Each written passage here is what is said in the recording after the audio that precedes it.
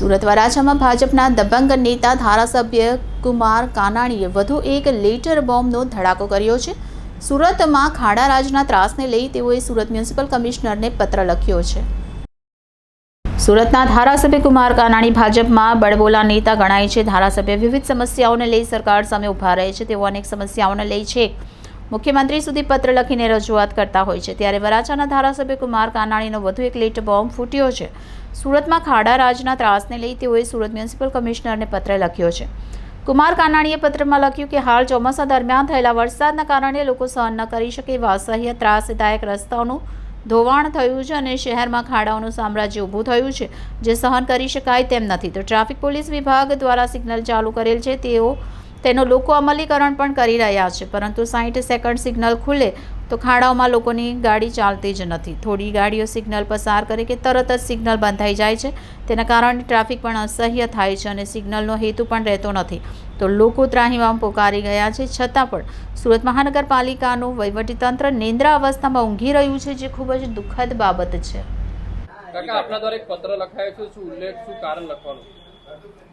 આપણે સૌ જાણીએ છીએ કે ચોમાસામાં વરસાદ દરમિયાન સુરત શહેરના રસ્તાઓનું ખૂબ ધોવાણ થયું છે, મોટા મોટા ખાડાઓ પડ્યા છે, અસહ્ય ત્રાસદાયક રોડ તૂટી ગયા છે। જોકે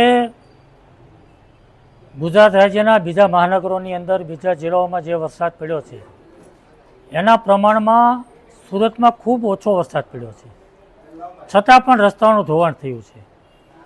માનો કે આપણે માની લઈએ કે વરસાદ પડ્યો છે, ચોમાસા દરમિયાન રસ્તાઓનું ધોવાણ થાય છે, તો માની લઈએ કે થયું, પરંતુ વરસાદ બંધ થયા પછીનું રિપેર તો થવું જોઈએ ને, રસ્તાઓનું રિપેર, ખાડાઓનું રિપેર તો થવું જોઈએ ને।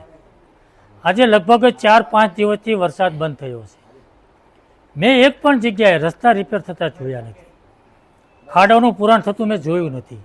એટલે મને એવું લાગ્યું કે તંત્ર ઊંઘે છે, વહીવટી તંત્ર હજી મૂર્છાવસ્થામાં છે અને એને નિંદ્રામાંથી જગાડવા માટે, મૂર્છામાંથી બહાર કાઢવા માટે મેં આ પત્ર કમિશનરને લખ્યો છે અને વહીવટી તંત્રના વડાને પત્ર લખ્યો છે અને સાથે સાથે શાસકોના પદાધિકારીઓને પણ આ વાત મેં ધ્યાન પર મૂકી છે। કાકા, શું કહેશો, દર વર્ષે આ રીતની જ જે કામગીરી જોવા મળતી હોય છે?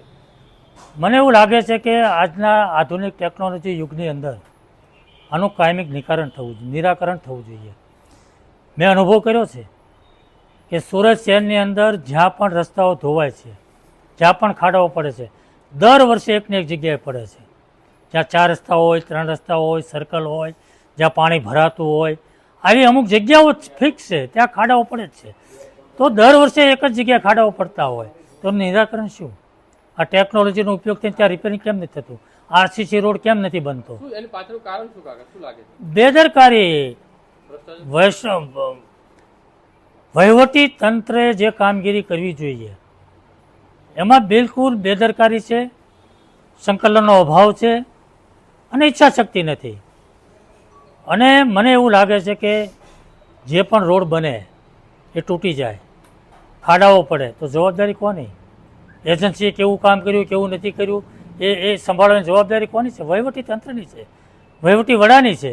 એ એજન્સી સામે કાયદેસરના પગલાં ભરવા જોઈએ, કાર્યવાહી થઈ કેમ થતી નથી? એટલે મને એવું લાગે છે કે એજન્સીઓ અને અધિકારીઓ જે રીતે કામ કરી રહ્યા છે એ કંઈક ને કંઈક મિલીભગતથી કામ થઈ રહ્યું છે, મને ચોક્કસ